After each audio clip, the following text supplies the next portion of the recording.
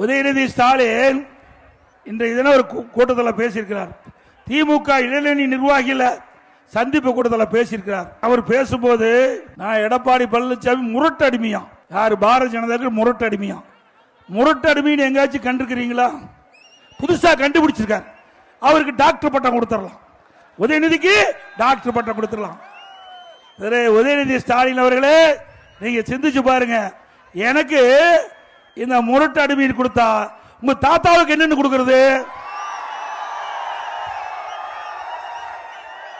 யாரோட இருக்காரு? வாஜ்பாயோட இருக்காரு. தாத்தா வாஜ்பாயோட இருக்காரு. இவருக்கு என்ன பட்டம் கொடுக்க போறாரு? ஆக உதயநிதி ஸ்டாலின் அவர்களே தெரிஞ்சு பேச வேண்டும். கட்டுக்குட்டி நீங்க. ஆக வாய்க்கு வந்ததெல்லாம் பேசக்கூடாது. நீங்க கூட்டணி பாரதிய ஜனதா கூட்டணி வச்சா அது நல்ல கட்சி, அதிமுக கூட்டணி வச்சா மோசமான கட்சி.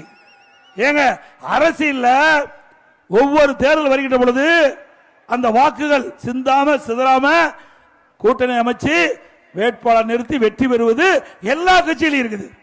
இப்ப அதிமுக கட்சியில யாரெல்லாம் கூட்டணி வச்சாங்களோ அவைதான் திமுக கட்சியில இப்போ கூட்டணி இருக்கிறாங்க.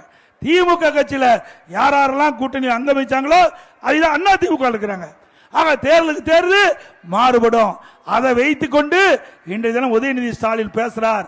ஆகவே நான் முரட்டு அடிமை இல்லை அப்படின்னா உங்க தாத்தா முரட்டு அடிமையா? ஏன்னா தாத்தா பேச முடியாது, அதனால என்ன குறிப்பிட்டு தாத்தா பேசியிருக்கார்.